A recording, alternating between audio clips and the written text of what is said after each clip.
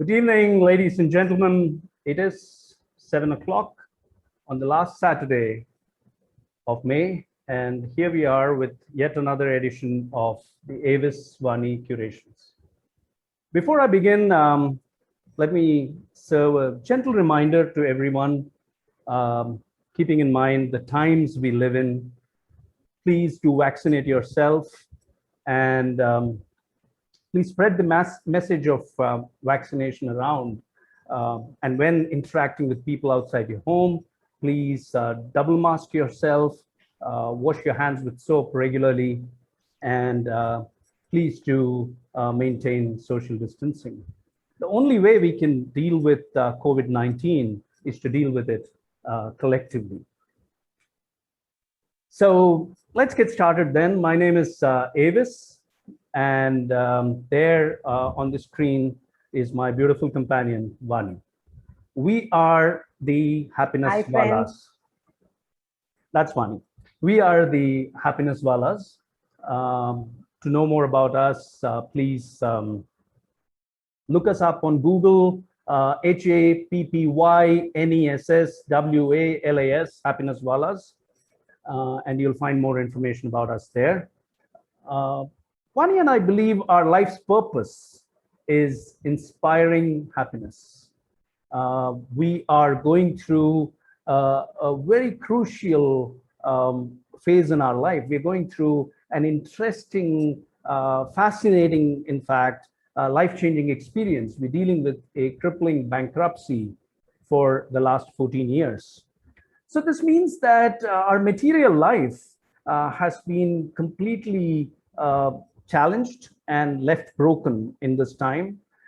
This means also that socially, professionally, financially, legally, physically, emotionally, we have been in a quarantine of sorts for 14 years, dealing with uncertainty, dealing with the attendant challenges that living without money brings. And yet, in this time, Vaani and I awoke to our life's purpose. We intuitively felt that this dark phase was perhaps going to endure for a long time. And so we felt we needed to prepare ourselves to deal with it. And the only way we felt we could prepare ourselves was by training our mind. So we trained ourselves to be non-worrying. We've learned the art of not picking up worries when they arise. We trained our mind to be non-frustrated. So we taught ourselves to focus only on the efforts, on our actions, and be detached from the outcomes. And so we remain non-frustrated when things don't work out the way we want them to. And the third quality that we picked up is the ability to be non-suffering. We dropped the why and why me questions in our life.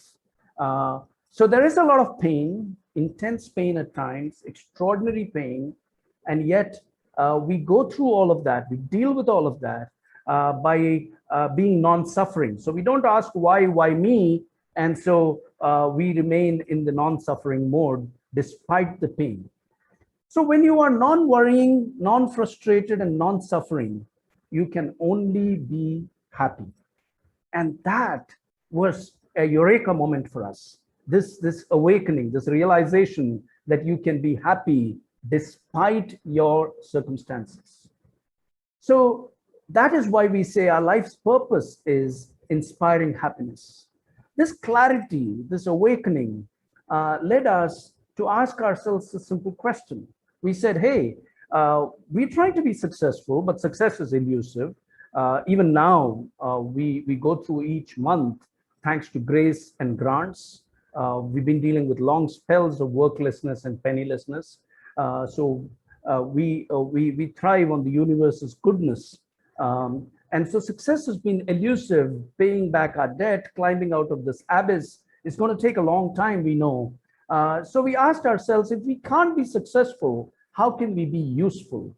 And that question was a way of living our purpose. Answering that question was a way of living our purpose. And so in 2014, I wrote my book, Fall Like a Rose Petal, where I share the lessons that we have learned as a family on how to be happy and content while living without money. The Tamil translation of this book, Udirum Roja Idar Pola, which has been written by translated by the eminent legendary Tamil writer Charukesi, was released in 2019. Both the books are available on Amazon. We also retooled our business, and we today run a boutique consulting firm where Vaani and I distill lessons on life, happiness, and leadership from human stories and inspire managers to employ their happiness for high performance, for achieving high performance. So living a life of purpose, we felt was a nice way to be useful despite the challenges we were dealing with ourselves. Additionally, over the last 7 years, we've been hosting 2 conversations on the idea of happiness. The central idea of these conversations is happiness. In the first of these conversation series, called the Happiness Conversations, we explore the journeys of people who have every reason to be unhappy. They're going through a process of dealing with a crisis like Vaani and me, but they have learned to be happy despite these circumstances. So that's one series that we host. And the other one, the Bliss Catchers, is the series that you're joining us for today, where the focus is on people and exploring the journeys of people who have gone on to do what they love doing. These are people who have battled odds to do what they love doing, and we explore their journeys. Bliss Catchers is inspired by the philosophy of American mythologist and author Joseph Campbell. Campbell famously said that if you follow your bliss, doors will open. And the world will see only a wall there, but you will see those doors, and the doors will open for you, he said. So he said, don't be afraid, follow your bliss. Vaani and I have been pretty much doing the same thing. We've been following our bliss, staying true to it, despite the odds that are stacked up against us. To introduce today's edition of Bliss Catchers, I want to take you back in time to 1971. This afternoon over coffee, Vaani and I were listening to this amazing, iconic song on Spotify. So 1971, Shankar-Jaikishen's music, Kishore Kumar, Rajesh Khanna and Hema Malini on a motorbike. The name of the film is Andaz, and Hasrat Jaipuri's lyrics. So Hasrat Jaipuri writes, Zindagi ek safar hai suhana, yahan kal kya ho kisne jana. So life is a beautiful journey, and you never know what's going to happen tomorrow. And then just picture in your mind that immortal yodeling by Kishore Kumar. I'm getting goosebumps just narrating this to you. And then Hasrat Jaipuri writes the important stanza that I felt is very relevant to Bliss Catchers. He says, Hasate gaate jahan se guzar, duniya ki tu parwa na kar, muskurate hue din bitana, yahan kal kya ho kisne jana. So he says, journey with a song in your heart. Don't think about what the world is thinking or what the world will think of you. Keep smiling and journey through life, because you never know what will happen tomorrow. So that is the essence of a Bliss Catcher's journey. Rumi, my favorite poet, the 13th century Persian poet, he says that don't be satisfied with stories, how things have gone with others. He says, unfold your own myth. So Rumi, Hasrat Jaipuri, Campbell, all three of them say the same thing, that live your life in celebration of the fact that it's a limited period offer and you're not going to get a second chance at living. Now, the world, unfortunately, our society conditions us to look at it from a different perspective. As we are raised, the uppermost question that we are asked to examine is, how can we earn a living? But life is not about earning a living. Life is about coming alive, doing what you love doing. And that's what the Bliss Catcher journey really does. The program's journey really does. It examines that question of what makes people come alive. And we do that by asking them the reason why they live. So if you're interested in knowing more about this program and how we've been curating it over these last several years, please do watch a beautiful film on YouTube on my channel. It's called The Reason Why You Live. This film is made by a Bliss Catcher and conservation educator, Ramnath Chandrasekhar. It's about 12 minutes long, this film. So it's a short film, and it talks about the journey of the program of Bliss Catchers, of course, but it also talks about the people that we've been talking to in this entire series. We've been talking to over 7 seasons, 59 editions so far, 117 Bliss Catchers have featured in this series, and all of them have repeatedly driven home one point, that if you do what you love doing and you do it very well, then you can still be able to make it profitable. So Bliss is profitable. It's not a sacrifice. It's not something that you do at the cost of something, but you do it because if you don't do it, then it will prove very costly. You're squandering a lifetime. So The Reason Why You Live, ladies and gentlemen, do catch it on YouTube. And that's the story behind Bliss Catchers. That's why we do this program. And today, in the 60th edition of Bliss Catchers, we have Bliss Catchers, Sangeetha Ranganath and Prasanna Veeraswamy. They're there on your screen. They are Bliss Catchers 118 and 119.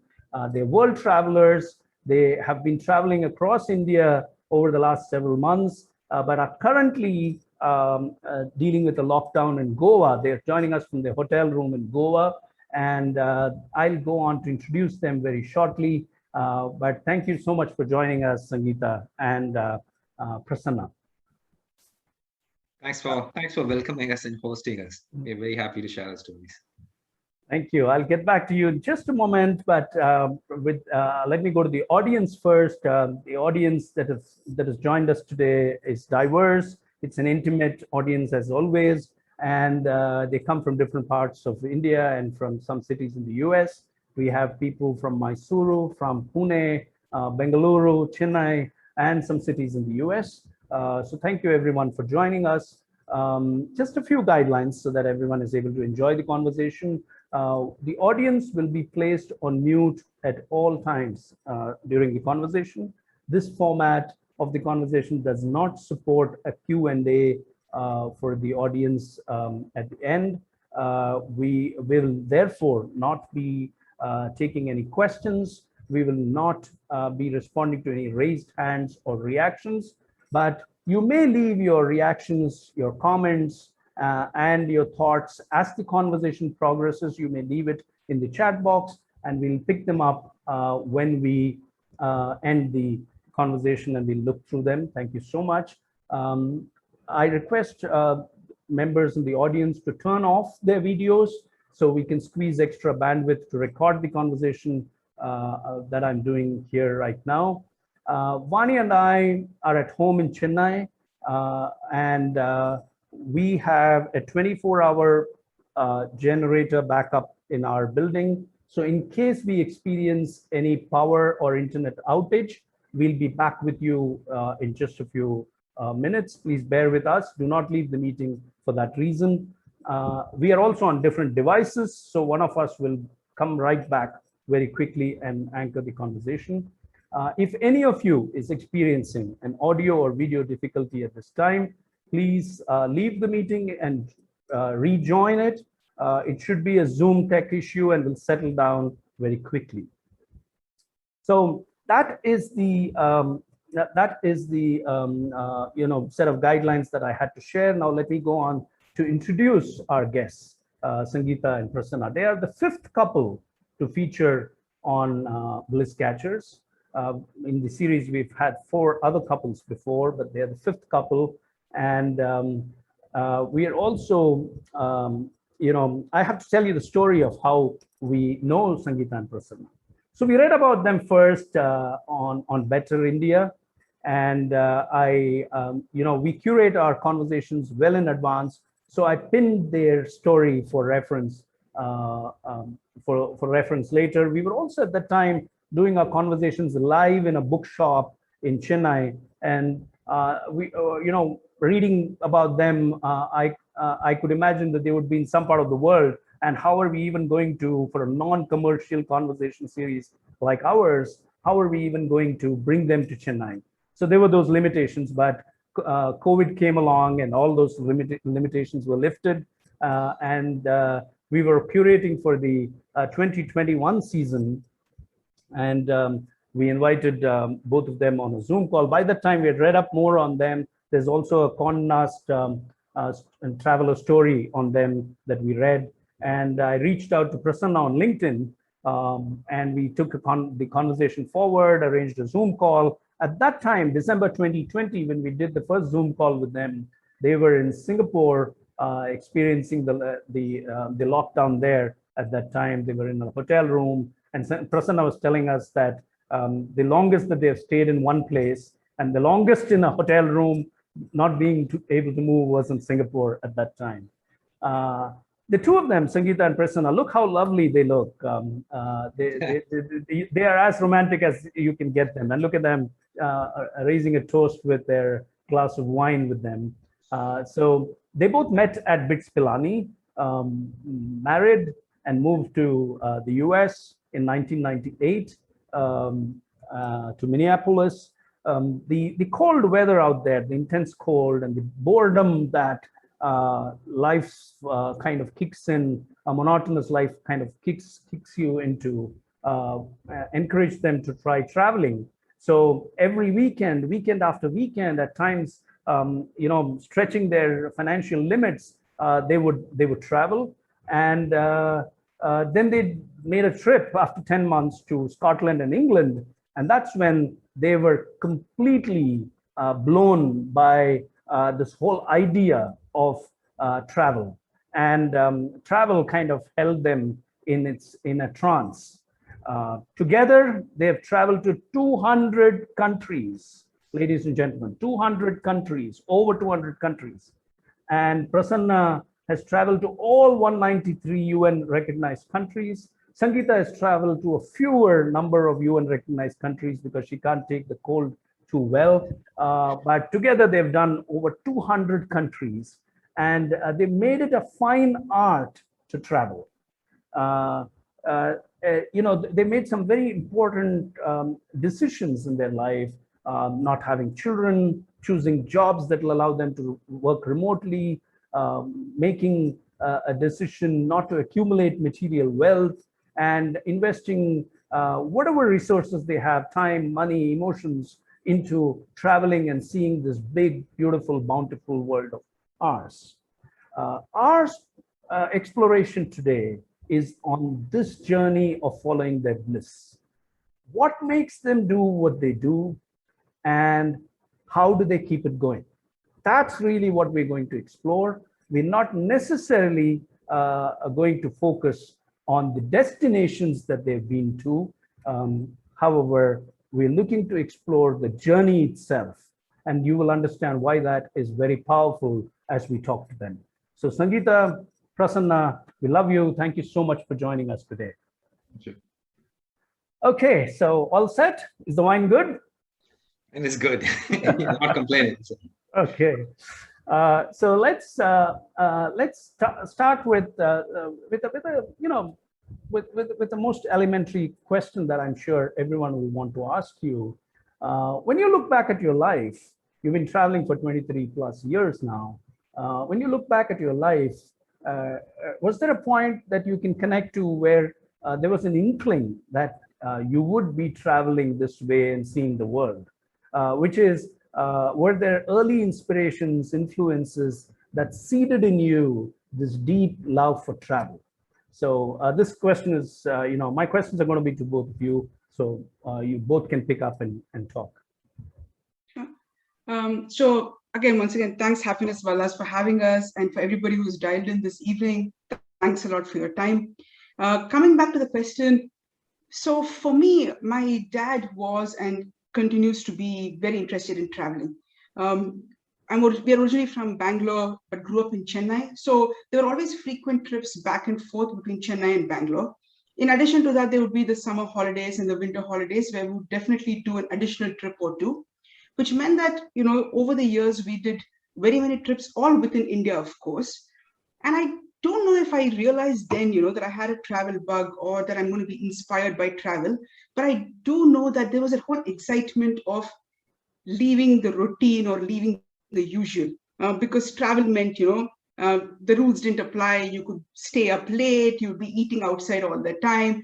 Every day would be a new day. You would do something different every day. So I think that basically, that I realized. So the excitement of it, I think I did grasp it even then. The escape part of it, I did grasp it even then. There were some trips that I did, I was even less than 6 years, I remember, and we'd gone to Jammu and Kashmir.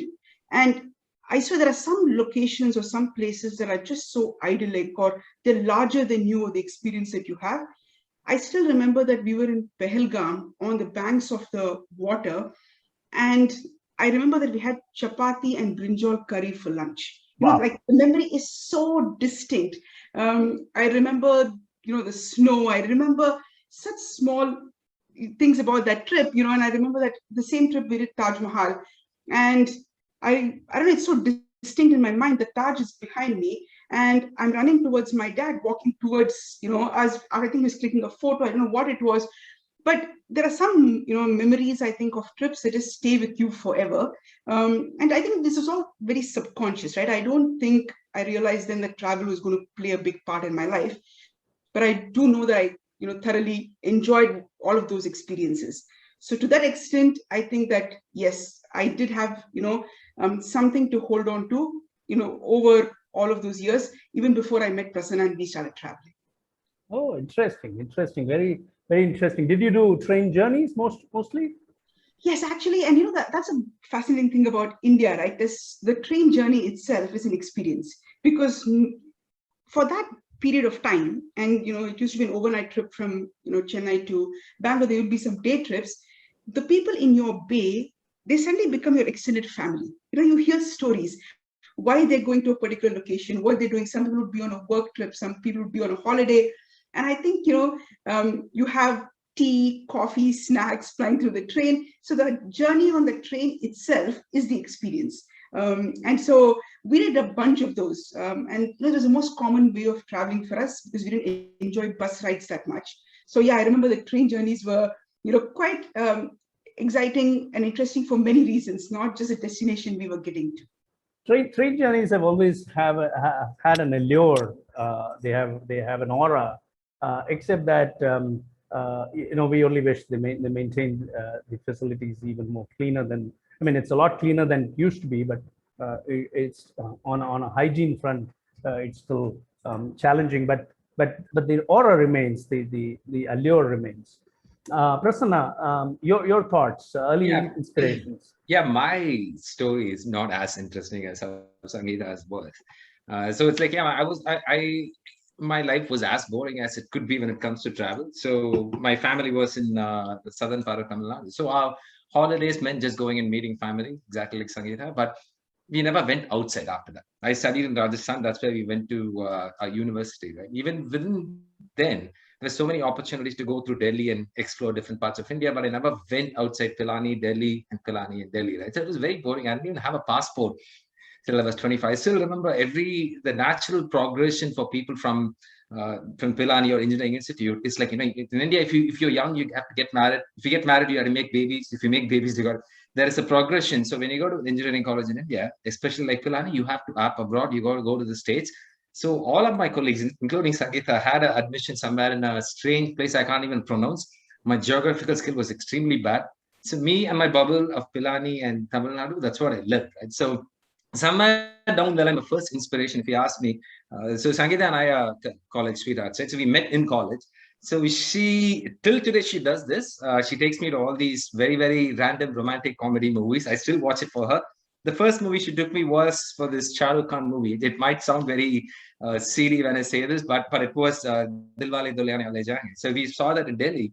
And I still very clearly remember that the train scene. I'm going back to the train because the first part, how they show in the movie, they depict European train travel to be fascinating. The way they show Switzerland, Italy, and everything, right? So that day, for the first time, it struck me like, there is something beyond India that you got to go and explore outside. So the first seed was planted then, but still I was not really keen to get out of India. Marriage, and then, have to get a job, and one thing led to another. And the only option for we'll talk about that in a bit, but I want to capture that moment. 1995, or was it when in college that you watched Dilwale Dulhania Le Jayenge? 1996, yes, yeah. 1996, yeah, it was end 1995 that the film came. Somewhere in 1995, middle of 1995, and so that was the first time. Yash Chopra, the man, would have this unique ability to showcase Switzerland more than even Switzerland has ever done before, So, and particularly to us Indians, so it meant a lot. So if you go back, you're able to trace it to that moment. Yes. Otherwise you didn't have any early inspirations. That's what you're Not saying. at all. I mean, I was very happy. Bliss was where I was. It was not chasing it, none of the destination. So I was catching my bliss in my own city. So very happy. No travel inspiration at all. No travel inspiration at all. And you got your passport at age 25. 25, yes, yeah. Oh, that's interesting. So, two different flavors. And that is the beauty of life, right? That not everyone's journey is the same. Everyone has got a unique journey. And so Sangeetha represents that side that we've often seen in our Bliss Catchers series, where our guests come and talk to us and say, there was an early inspiration and it kind of grew on me, and I can connect back and say, this is exactly what inspired me, and this is what I'm doing today, and so I'm not surprised. So that is one flavor. We rarely come across the flavor like Prasanna's, where there is no early inspiration, but most stories have a point where a significant event or an experience or maybe a reflective moment makes them turn towards their bliss, and then bliss kind of takes over. So then they follow it, then they are led on. So I'm curious to come to that part where it started happening to you, Prasanna. But for now, we'll stay with the fact that it was the train scene in Dilwale Dulhania Le Jayenge, in a way that entire European, that scenic beauty of Europe, the countryside of Europe, showcased by Yash Chopra, that kind of started making you imagine that you could actually travel. Yes. So that's right. So lovely. It's a great start. Thank you for sharing your thoughts there. Let's go on to the next question, which is really the question about where I want you to dwell a little more on the romance. How did you guys meet, and what kind of ideas did you have for a life together? I mean, don't talk about your travel life, because we're going to talk about it more. But when you met, you obviously did not know you were going to travel the world like this. Or did you actually sit down and have this kind of a drink in Pilani when you proposed to her, Prasanna, or Sangeetha proposed to Prasanna? What's the story? And did you say, "Yaar, chalo, dunya dekhenge"? How did it happen? So yes, we did meet in Pilani, and I was the good girl. Okay, and even Prasanna will agree. I was the one who studied. I got the better grades. I got the good job. the one that paid the salary and therefore all of the bills. And Prasanna was the quintessential bad boy, right? And so he played the guitar, he drank a lot, and he, and I think that was the attractive part, right? He didn't care about what everybody else cared about. It was already very different because most people in Pilani, at least, like he was saying, there is a stereotypical side to it because they come to engineering school to do something. And so they were all following that pattern, as opposed to, for me, it was very different to see what Prasanna was doing. And for the longest time, I barely liked him even, right? Like, and I was like, he was just wasting his time away. So I didn't like him much at all in the beginning. And then we suddenly happened to have common friends. And that's how, we started talking, chatting. And then we realized that we became inseparable friends because we just loved each other's company. So on any given day, we would spend more time with each other than with anybody else. And that, I think, formed the basis of what then became a relationship and then marriage and so on. But I think, the friendship of, and at that time we were very different people. And I always say that I think Prasanna has converted me to being a little bit more bad than I was before. So I think sometimes we found that middle ground. I don't think he's become good. I think I've just become a little, more bad than I was before. But that's how, the story started. And I think that the whole business is really, about being friends. And therefore, when you're friends, you tend to, accept things more about each other. That's very powerful. I'm going to explore that in a bit, but I'm just capturing it for myself. Inseparable friends who loved being with each other. That's my great takeaway from you, Sangeetha. Prasanna, over to you. Yeah, so I just want to just digress a little bit. I think when we watch movies these days, we are very confused. We are very old school. So we didn't have this, the guy proposing to the girl, would you marry me kind of thing. I still remember that very clearly. Sangeetha, we are living together. This is way back then, right? So, but still Sangeetha, at one point, I remember Sangeetha telling, hey, let's get married. So that's how the discussion happened. It was she suggested, and I said yes. So it's no theatrical thing. But what was the turning point in our life was because I was like chasing my bliss with the guitar, and I thought I'll make my life with music. Somewhere down the line, I still remember this conversation, Sangeetha, her dad, and me sitting there when the serious conversation comes in. Okay, we are looking at marriage and everything, but you got to get a job, you got to stabilize. It's a very valid conversation, and that's when Sangeetha, for the first time, stepped up and said, "If you got to marry me, you need to find a job." and she was, like she said, the bright student. She scored the best job in campus interview. So I wasn't doing that. So the only option was to jump into, this is the second wave of migration that Indian immigrants went to the US, right? Thanks to the Y2K bug. I still don't know what it means. So everybody was migrating. So everybody who said software was getting hired.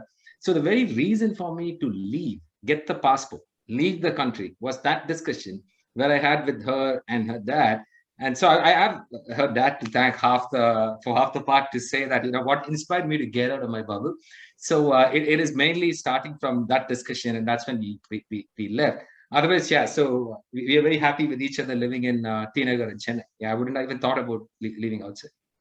Oh, interesting. What kind of life did you plan together? I mean, were there any discussions around that? कि कैसा घर बनाएंगे, the life बनाएंगे? Did you really spend time talking about those? I'll take that. I want to say this because at that point, like Sangeetha said, I was very happy. We were living in Chennai. Sangeetha was working for a very good company, and she was bringing home the bacon, right? So I was living my blissful life. I thought that was going to continue. So she's going to bring all the money and enjoy. And you could play the guitar. Yes, that really was my dream life. I didn't think more than that, unless you thought of something else. And like we joke about this, right? Because both sets of parents, and especially because in India at that time the girl's parents would have to put in a lot more effort. I remember the entire wedding shopping and everything else associated with the wedding. Everything was done by my parents, especially my mom and her sisters. So much so that we went to a wedding like we were going for a movie. Right, that is the, so every day was just another day. And then we love to socialize even today. So we had always a great gang of friends. So it was really about that. It was never about we have to do this or an aspiration to become something or live a certain kind of life. It was never that at all. So it was a lot about what are the couple of things that we can do together and do it happily. Taking it as it comes. That was really the spirit of your companionship. if I can summarize. Exactly. We never thought about this. Thanks for bringing this up. So if there is an if situation, if I had scored a great job and Sangeetha continued, you would have probably never left Tinagar. Not even Chennai. You would have never left the bubble of Tinagar and stayed there, right? So that's how happy we were. Yeah. So that's, see, what they are talking about, Sangeetha and Prasanna, is this beautiful, powerful idea of companionship. And I think we must look at it in a very significant way, because companionship is a lot more than what a marriage promises. A marriage is a social contract, and there are many people who are in marriages, who are stuck in marriages, but they're apart. There is no companionship between them. Companionship, on the other hand, has has no need for a social contract. It doesn't need any legality. It doesn't need any label stuck on it. And it's that spirit of being together and being happy. I think that's the central idea that I'd like to pick up here. There is today is the day of those who are at my conversations. I don't know why, but today I'm going in the direction of old vintage, I think it's the wine, Hindi music. So I'm going to 1976 right now, to a song written by M.G. Hashmat. The music is by Ravindra Jain, and the movie is Tapasya, sung by Kishore Kumar and Aarti Mukherjee. It's a very famous song, picturized on Parikshat Sahani and Rakhi in a Fiat car. And the song goes, दो पंछी दो तिनके देखो लेके चले हैं कहाँ, ये बनाएंगे एक आशियाँ. So look at the two birds, and it's a reference to the love birds. Look at them carrying their twigs and flying away. They will build a beautiful nest, a beautiful home. And I think this resonates with what you're saying, this idea of companionship. And Vaani and I come pretty much from the same school of thought, and the way things happened with both of us. We didn't have the formal proposing either. I just asked her, aren't we getting dangerously close to each other? And she took 1 week to reply. I mean, she said yes, but then she thought over it for 1 week and said yes again. So and it was on a leap year day, 29th February 1988, that she said yes a second time. So our companionship has been built on three factors: happiness, home, and hanging out together. And all our life, all our decisions, when we look back, are based on these three factors. Even now, dealing with perhaps the most challenging phase of our life together, 34 years it's been, and 14 of those 34 years have been spent navigating through this quagmire of this bankruptcy. The key boxes that we tick every single day are we happy doing what we're doing? Are we feeling at home with our reality? We always feel at home with our reality, and it's not that home is that romantic, angelic place which is made out of brick and mortar. No, it's about being at home with whatever we are dealing with, and hanging out with each other. So that spirit of companionship is what I'm picking up in what you have to say. I spent some time on this because I let you speak some time on this because this is very crucial to your journey forward. And we'll see, as I explore it, I think we'll get some more interesting insights into that. So let me move on and ask you, how did you both discover that you had a shared interest, which later becomes your shared destiny, in travel? How did that happen? Actually, to be very honest, though I had all the experiences thanks to my parents, my dad specifically, of traveling, I don't think that I initiated that journey at all with Prasanna. So when we went to the US and even exploring Minneapolis, and that's where we landed, It was freezing. That was like within 28 days of your marriage or something. Yes, told correct, us. correct. Because time. he got the visa, and so he got the US visa. We got married rather quickly from the time we got the visa, and then we left to the US, and we went from 32 degrees, in Chennai to I think minus 32 in Minneapolis. There was a blizzard. It was freezing cold. I was so homesick.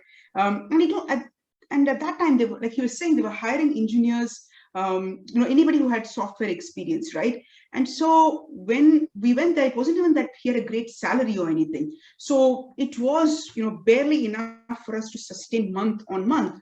And luckily for us, we had a lot of friends who were from Pilani, who were scattered all around the US. So whether it be us taking the bus in Minneapolis and exploring the city, and or later going to all of these cities to meet our friends, and then eventually our travel journey, I think it's all been driven by Prasanna's desire. And I have, enjoyed the ride. So I've just hung on to the coattail and enjoyed the ride. So I think, when you say common interest, I think it was inspired by Prasanna's desire to do all of that. Common interest itself, I think we learned over time on what, we like and we don't like. For example, one of the reasons we moved out of Minneapolis is the same reason I've not traveled to all those countries that you were talking about. I couldn't stand the cold. Like I don't enjoy it at all. So not that Seattle was but Seattle was way better. So, that's prompted the move, for example. Even in travels, even during those times, we realized that, while we went and met these friends and they would take us to all the typical sightseeing spots, and they would, allow us to be with each other for a few hours, we would always find something different to do.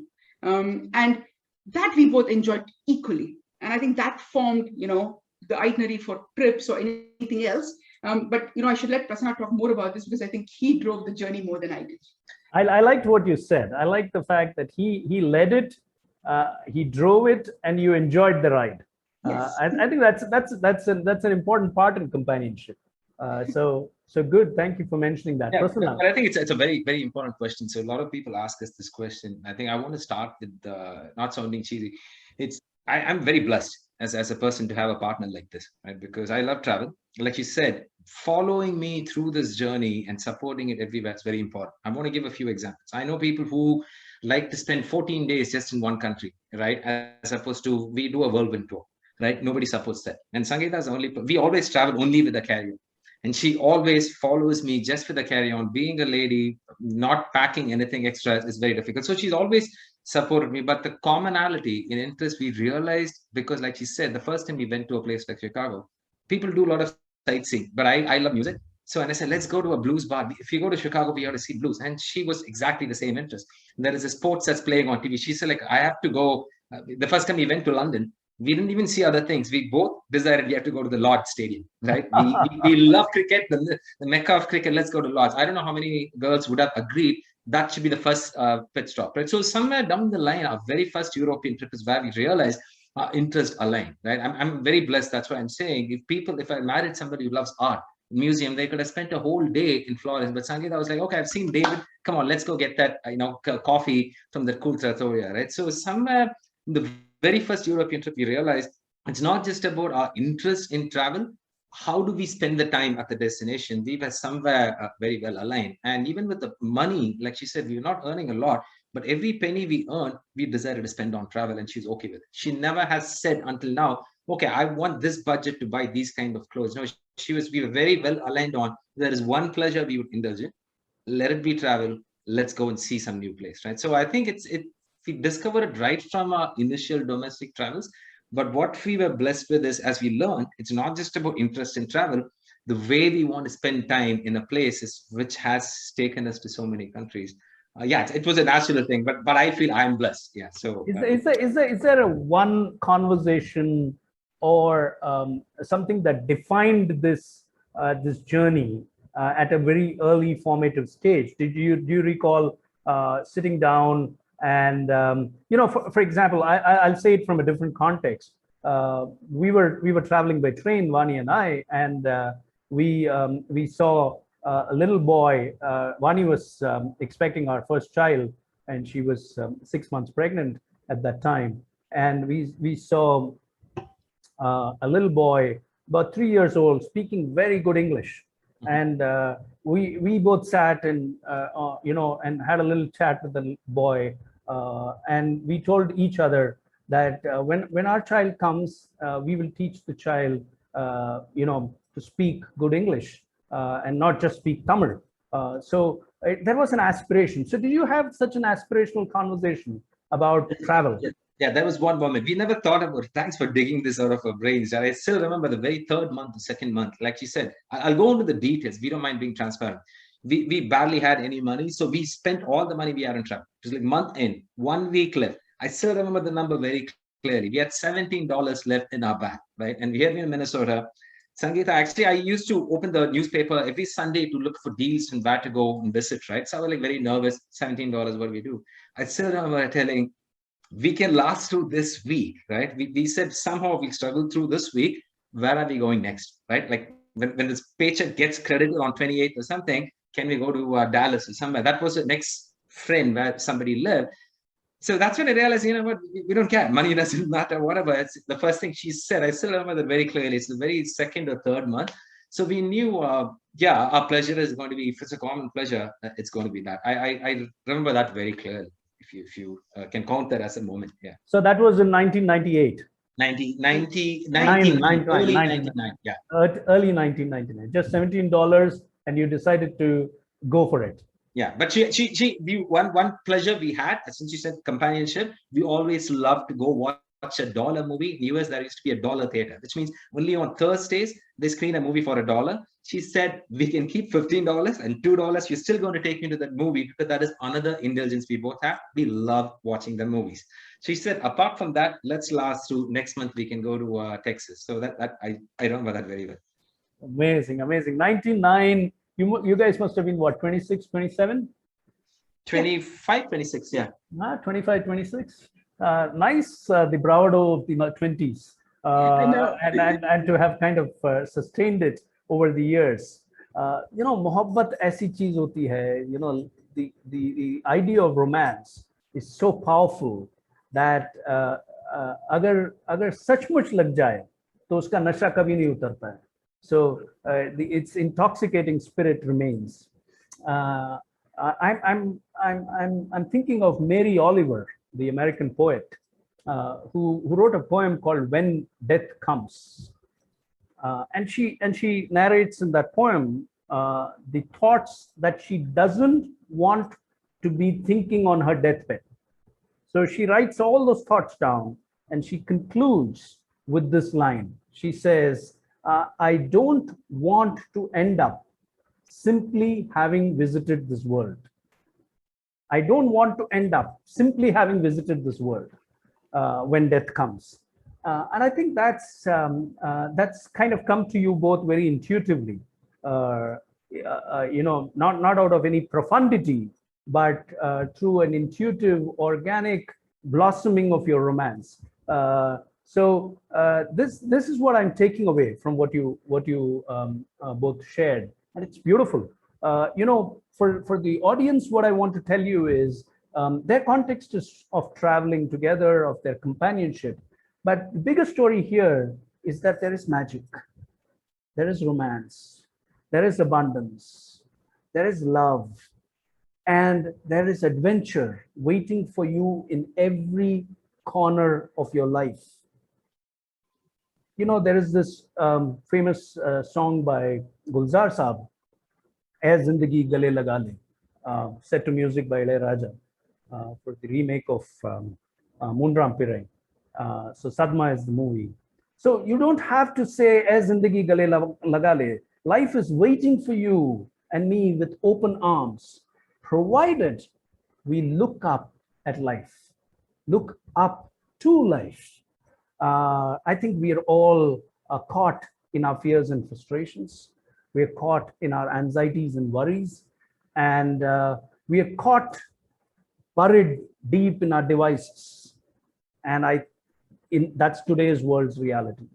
And there were no devices in those years, but there was the monotony of everyday life. There was the rat race. There was the earning a living syndrome. And what Prasanna and Sangeetha did broke free from that from that rat race and said, "Ae zindagi gale laga le," and life embraced them. And that's the learning for us, that if you look up and look up to life, life will lead you on, so that when death comes, you don't have to say, that you didn't live a full life.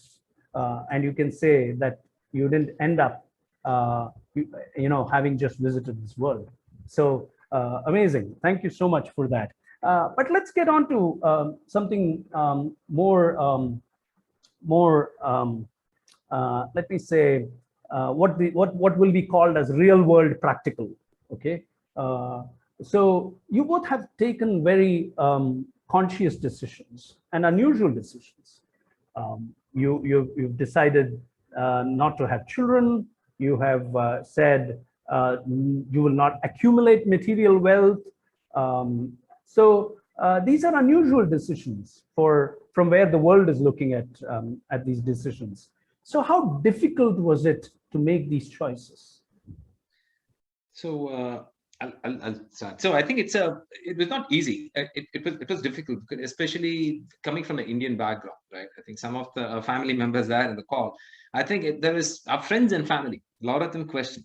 Like I remember still very clearly saying, "Hey, you're earning all your money and you're burning it in travel. Like, is it safe? I mean, you need to save. If you come to the US, you need to save." And eventually, 1 year, 2 years into the conversation, people started questioning you and not having. Kids, like what's going on? So much so that I'll be very transparent. Some of them start questioning what's wrong. I mean, you can go and visit these doctors, they're going to help you. The typical Indian style of they started consulting and advising us, there is a problem, we can still fix it. So it was annoying, it was frustrating, it was angering to a point, saying, we made this decision consciously. But to answer your question, it was not just like how our travel evolved. It was not a conscious at one point. Sangeetha and I decided, no, we are not going to have kids. So that thought vaporized gradually over the course of years, because we started realizing this is giving us more and more pleasure. We started realizing we don't want to be grounded. If I may say in a silly way, we started realizing we don't want to be responsible.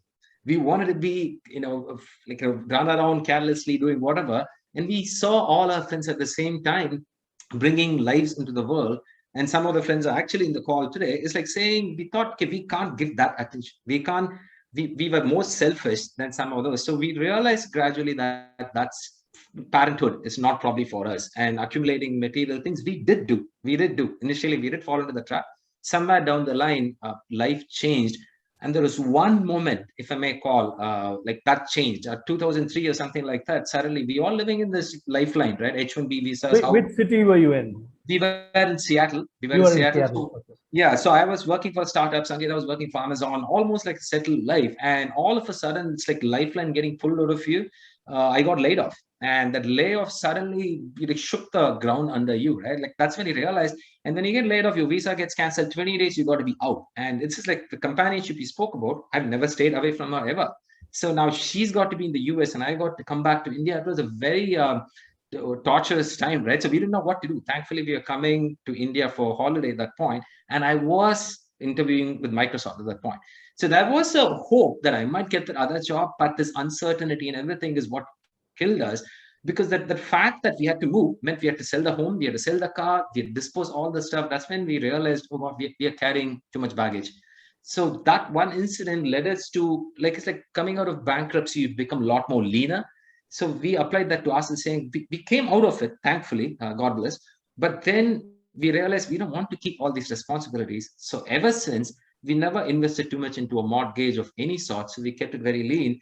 And we realized, yeah, we can't even have, if we can't take care of ourselves, taking care of kids was even more harder, because we wanted to keep that lean life. And that one incident actually changed. That was in 2003. 2003. And you were in Seattle at that time. Yes, that's right. So your Seattle days ended with this kind of a very awakening realization that you wanted to, quote unquote, dematerialize yourselves. Dematerialize, but again, we can't. I mean, I want to say this because peer pressure is what leads to the biggest thing, because most of our friends were living this life of having a good home, having a good car. So we cut down a little bit. Right, but still we were having some grounding. We still had from 2003 until 2010. We're still living the kind of a committed life, but we have reduced a lot. We've shed a lot. The So cars your material footprint has reduced significantly in yes, this time. in this time, yes. Amazing, amazing. Sangeetha, your thoughts on these decisions? See, I think these were serious enough that, we did have discussions around them. Especially the kids part of it. For me, it was a very instinctive, natural decision, right? Because when you are missing something, you feel some angst around it. So I've never had that maternal angst. So I always knew that, it's not something that I really wanted for myself. When I've seen people have really good cars, I felt some angst sometimes that, I wish I had a fast car too. So I realized that I didn't feel that about kids. So that decision came rather easily to me about not having kids. I wasn't so concerned about what the world thought about that decision at all. One of the things is that through this experience in Seattle, we also happened to have 1 or 2 stints where our company sent us on expat assignments outside. So we left our home and the car behind, which we had at that time, and we had to pack what we had in a couple of suitcases and move. Those expat assignments sometimes lasted 6 months, sometimes lasted a year. And we realized that we were happy enough with those, 2 big suitcases and 2 small carry-ons with us, that we were wondering then, why did we even have that home or that car, right? We didn't need any of it. So we also got some practical experience or learning to know that it was not just theoretical, right? We knew that even practically we could be happy that way. So once we went back, we got rid of all of those things. And that's when, we really became more nimble and agile about being, less materialistic, even in reality, not just, in the theory part of it. Lovely, lovely. What a beautiful way of saying it, both of you. I mean, you're making it sound so grounded, so practical, and I'm sure it is. That it is possible, and for many people, these are decisions that they may want to take, perhaps, but they're weighed down by social implications, emotional implications, financial insecurity-related implications. When you both were speaking, in a way, strangely, I thought about Azim Premji, because what you're saying actually falls under a very powerful philosophy that he believes in. So a couple of years ago, Vaani and I were at this award function at the Madras Management Association, where Azim Premji was given the Lifetime Achievement Award. And in his acceptance speech, which was typical to him, very brief, a man who's given away most of his wealth and continues to give it away, had just this to say about what drives him to do what he does. He says, there is only so much that a family can consume. There is only so much that a family can consume. So everything over and above that needs to be given away. So the inference is that if you understand what you need and you can live within that need, that all surplus can be given away to touch the lives of people who have a right to dignified life, dignified living. The other inference in the context of following your bliss is, when you know what you need, then you can invest all your time, resources, health, everything in doing what you love doing, because it's only one life that you live.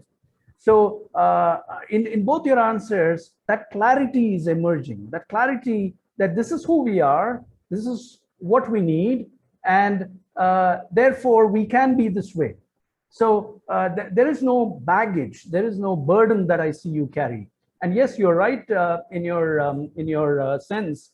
The bankruptcy definitely has made Vaani and me become very lean.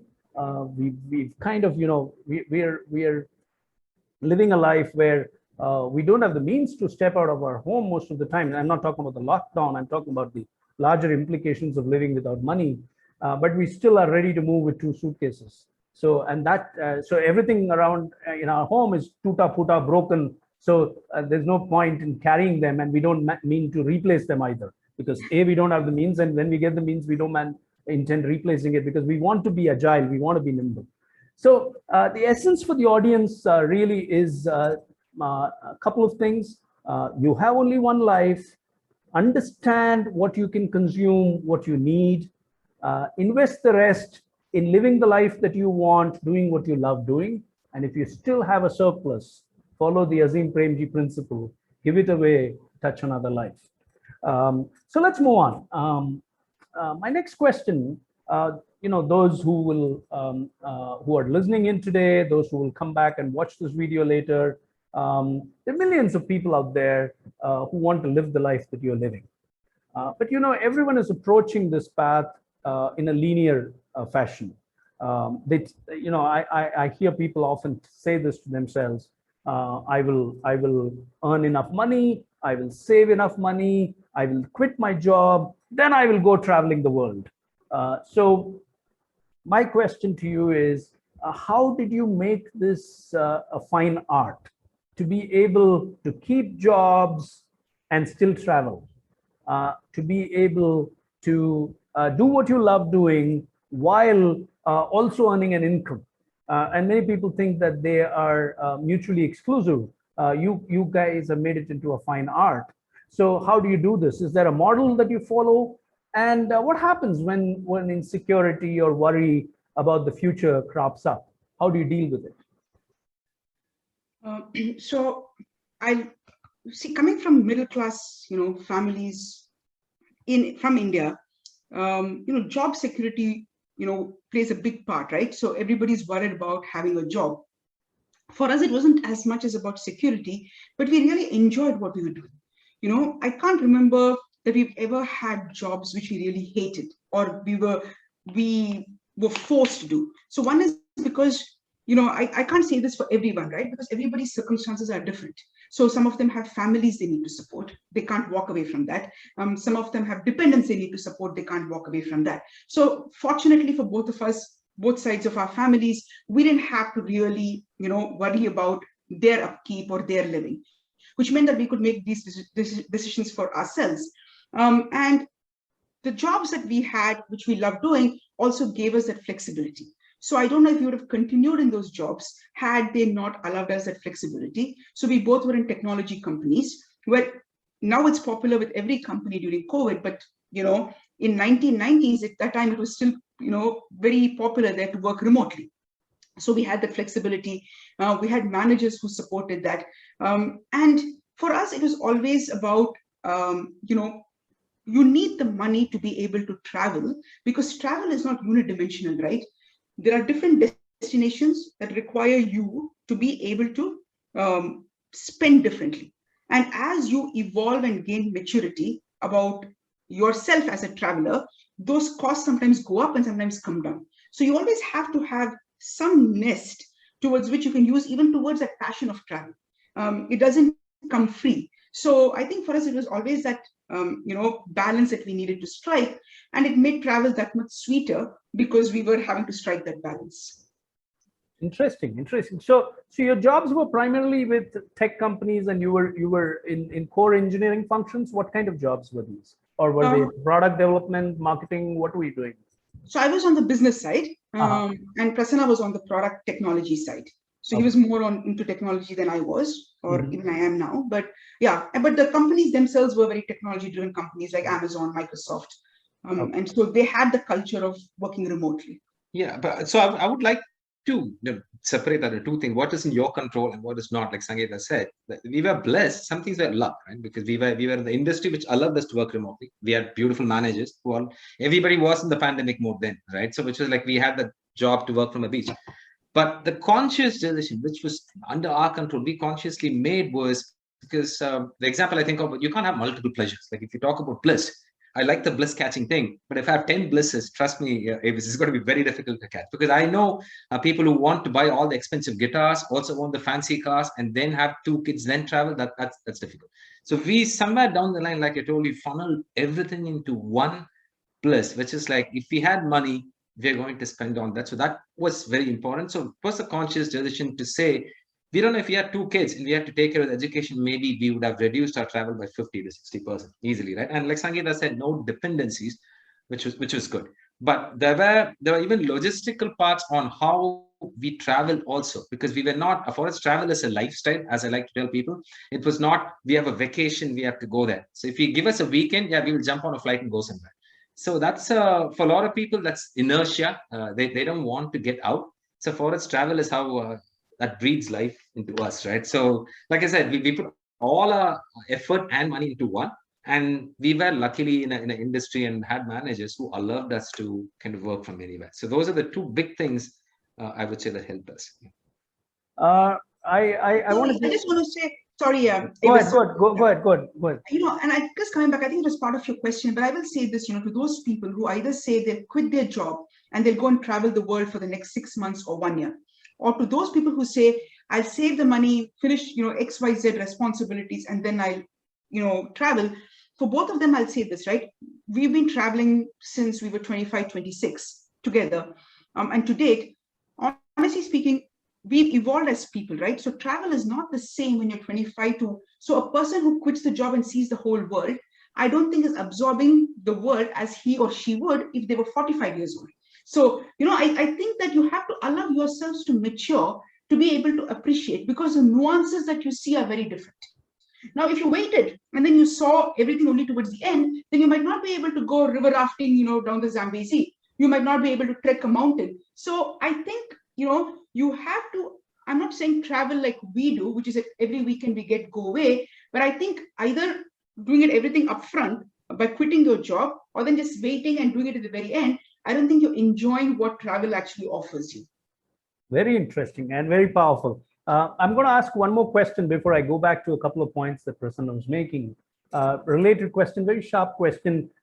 Do insecurities, worries about the future, age catching up, do these things pin you down? The fact that you may not have as much disposable income as you age, do these things catch you, and how do you deal with them? Yes, I mean, we have to be very careful. So we were blessed to have had jobs in good companies like Amazon, Microsoft. We saved, we did save. We didn't throw everything into travel. So we are staying in some savings, but yeah, the insecurities are starting to kick in only as you grow older, right? When you start thinking about like, what if, like what about the rainy day kind of thing. So that's where we are trying to still balance. Like Sangeetha said, that's why we still not hung our boots and said, let's go and retire in Bali. We're not doing that. Because we have a target personally. We chase that target, and once when the target comes, then probably we can retire being not jobless but do fun things. But no, I wouldn't call insecurity. That is a nervousness. There is a nervousness that we have a target. We want to hit that target by a certain age. Very authentic. Very authentic. Thank you for being honest. That nervousness, that sense of the edge of the precipice, is a very interesting feeling. And we should not fear it. We should actually face it. And that is why Campbell says, and you called it luck, Prasanna, and you referred to it that you're lucky to have the kind of employers, the kind of jobs, the kind of income. That's not just luck. That's what Campbell says. Follow your bliss, and doors will open.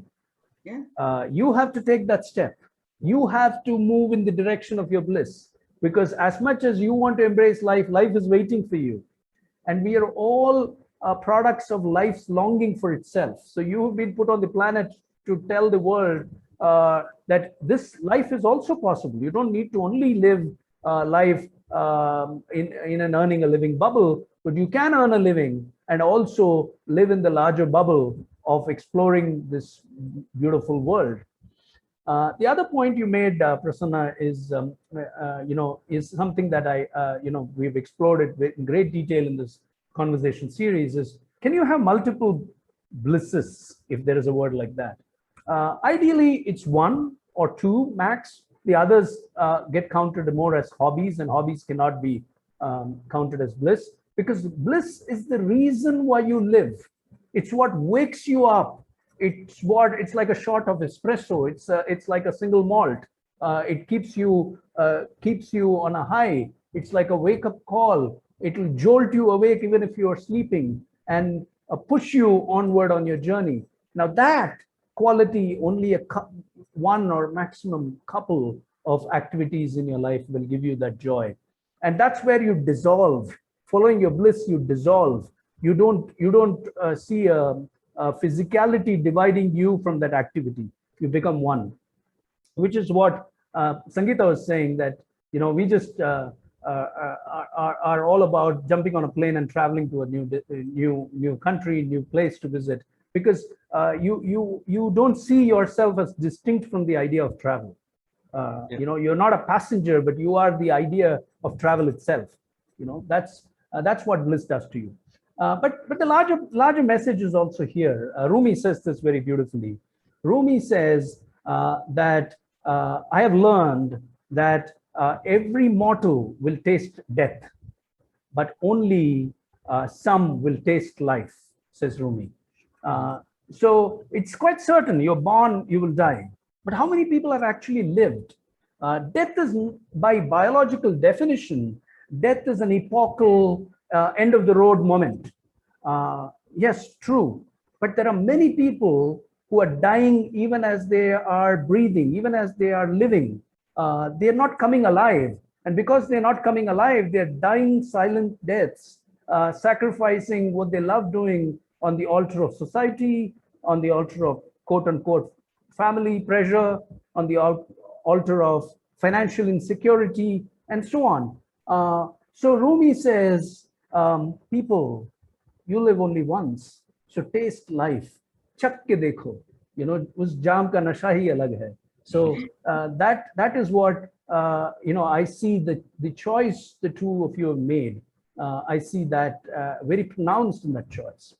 I think we are doing good on time. I'm going to possibly go to my last question. If I still have time, I'll squeeze in one more. But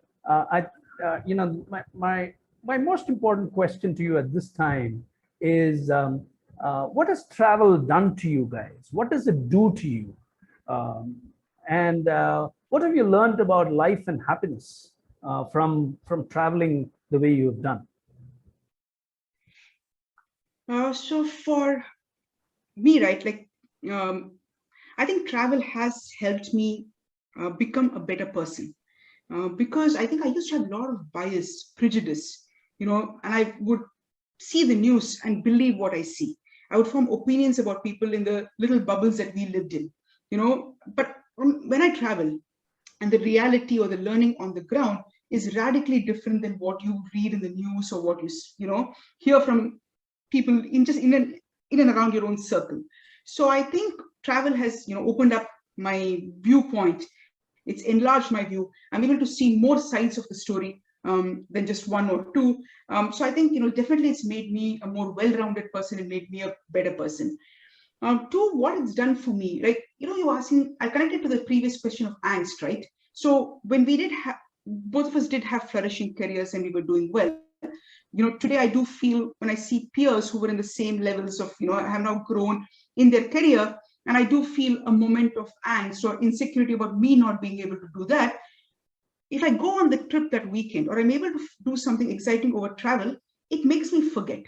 So travel is able to make me forget what I might have angst about. So I really know that it allows me to overcome any of those insecurities or nervousness. A trip solves it all. So or an idea of a trip will solve it all. So I think that is what travel has done for me. And I think it has brought Prasanna and me closer, because travel means you have to spend so much time together, which means that you just have to learn to adjust, accommodate each other. And I think otherwise in a city you can be distracted. You can have multiple TV screens, programs, and I think that in travel you don't have those options. So you just have to know how to make it work. Interesting. I like both the idea of the bonding and the fact that you evolved as a person because of all the travel that you've done. Prasanna. Yeah, so for me, it's very clear that the 3 or 4 points. The first point is appreciate what you have, right? I think travel always has taught us, because it started right from Pilani times, going from Tamil Nadu, right? Because the first question I remember is even Jamaica, this waiter asked us, this is Jamaican food. So tell me, what is Indian food? And that's when first we woke up and thought, what do you mean by Indian? Where do I start? Tamil Nadu, Rajasthan, Kerala, right? So you don't even realize how incredible India is. It's literally incredible. We get thousands of sweets alone, right? So you start appreciating like what you have. We've been to places that, like, we complain about 40 minutes for traffic in Bangalore, 30 minutes to get my puri in a restaurant. We've been to places like Sarajevo or actually Palestine, where people have lived in, within walls. People have brought up families in refugee camps. So I'm very thankful to where I grew up, what I have. So appreciating what you have is why we keep going again and again. But the big point that Sangeetha said is the education, right? There is a quote which I love. It says, world is a book. If you never travel, you read only one page of it, right? So we felt that every time. We learned so much when we travel, talking to people on the ground. I stopped watching the news. And even this Goa trip, I learned about something completely new I never knew until we came here, right? So those things is what travel has done to us. But the last important point is, get out of your comfort zone is what travel has taught. Overcome. One of my favorite quote is, have a dream that's bigger than your fear, right? Then you never fail. Like, I'm scared of flying. I'm scared of water. I'm scared of heights. You're scared of flying? Seriously? I'm still super nervous sitting in a flight. I take hundreds of flights every year for the last 20 years. She bullies me when the turbulence hits. I have to hold her hand. I don't like being inside a flight, and I don't like water. So summer travel forced me to say, if I don't sit in the small flight, I cannot see that safari in Botswana. If I can't take the choppy boat, I can't go see that private island, right? So that has taught me always, overcome your fears. Only way is have a dream that's bigger, right? So that has constantly made us bring that lesson back to life. Yeah, don't be comfortable. You can be always within your bubble. I can never do that again. Always keep chasing. Like nervousness that you said, combat that nervousness, go and confront it. And I learned that from travel, and that's what it done. And last part, like you said, travel has brought us together. My mother-in-law makes fun of us still. Every trip is a honeymoon for us. We've been married for 23 years. Every travel, every place, we wish each other when we kiss each other and say happy honeymoon. We actually say, I don't know why, we never had a proper honeymoon when we got married. Probably because of that. So every trip when we go, we forget about our differences, quarrels, and everything. Travel transforms us. So we become closer, we bond, right? So this lockdown is feeling better. We are sitting in Goa, right? Otherwise, you would have bitten each other's head off. I resonate so much with what you said about this bonding and staying together closely through all your travels. Because Vaani and I are pretty much the same way. And I think young people watching this video must understand that true companionship transcends the physicality of the initial attraction. I think people are attracted to each other primarily at a very physical level to start with. But as you grow older together, you fuse together. And that fusion, that inseparability happens because you kind of dissolve in each other's presence. So I'm not as poetic as Gulzar Saab is, but but that's really what I'm picking up here. The other point which Sangeetha said also makes a lot of sense, which is you evolve into being a better person. Or what Prasanna also talked about, that you learn to appreciate what you have. And I think any life experience that can teach you and humble you is worth going through. We are very different people today from what we were before the bankruptcy started, for example. So that's an experience that we have traveled through. And so it's fascinating that you see it. For the audience, I will say very simply, from a travel or from a Bliss point of view, that you need three things in life to do what you love doing. You need time, you need health, and you need money. Now, most of us want an ideal fit of all three. So we keep on postponing what we love doing because we say, I don't have the time, I don't have the money, or you should never reach that stage when you say, I don't have the health.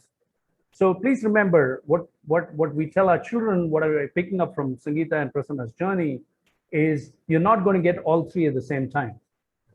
You're going to have either money and time, or health and time, or money and health, but not the time. So you got to make do with 2 out of 3. And you should never reach a stage where you don't have health or you don't have time, but all the money. So, so don't postpone your happiness. That's what I'm picking up from that answer of theirs. Amazing. So I think we're doing, we've done great on time, and I'm going to kind of take you through a kind of summary. Hope you enjoyed the conversation, the two of you. We really did. Yes. Yeah, it was fun. So much fun talking to the two of you. I'm just drawing from all the questions that I asked you and all your answers, and what I'm driving towards is I'm looking for a single word to describe the two of you, Sangeetha and Prasanna, but I can't get a single word, so I'm going to use a few. I think you're the most romantic, the most pragmatic, the most grounded, the most adventurous couple that we have seen in a long time. And see, Vaani is seconding that because I think the romance is still alive. When you say that every night is a honeymoon, every trip is a honeymoon, then it is a sign that the loving is continuous. It's not about falling in love. I always say it's not about falling in love. It's about rising in love. And when you fall in love, you can fall out of love. But when you are rising in love, you'll keep rising in love. This is what Osho taught the world. So they are, somebody is commenting there saying they're the quintessential bliss catchers. Yes, that's what you are. The quintessential bliss catchers. But what I'm also wanting to celebrate here, Prasanna and Sangeetha and ladies and gentlemen, is that one of them could have had an insecurity about not having material wealth, or one of them could have disliked the idea of travel. And they could have still been great companions, but they would not have been able to have this beautiful journey together. The key operative word here is together. And that is a blessing. So I want to say more prayer and more power to that blessing of keeping you together and helping you journey together. That's the beautiful part that I'm picking up from your conversation. Mary Oliver again, she said there are 3 instructions for living life. She said, pay attention, be astonished, and tell about it. So pay attention here, ladies and gentlemen. It is paying attention to your limited period tenure of your lifetime. Please pay attention to it. Please also pay attention to the magic and beauty around you. And be astonished by soaking in it.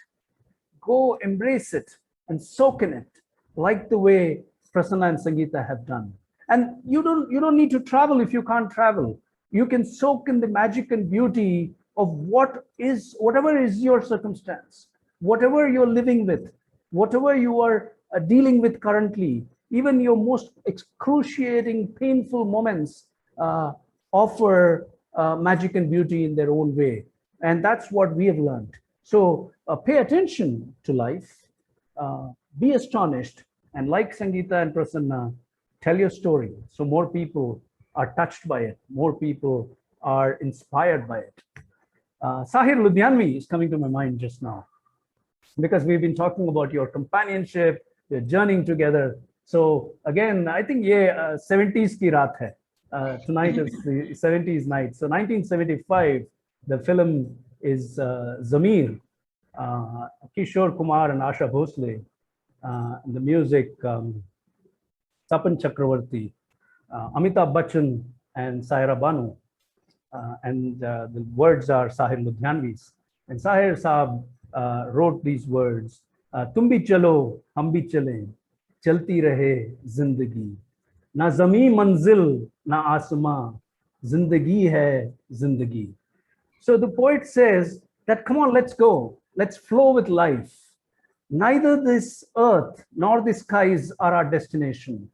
We just keep flowing with life. Zindagi hai zindagi. Rumi sums it up even more powerfully. He says the journey is the reward. The journey is the reward.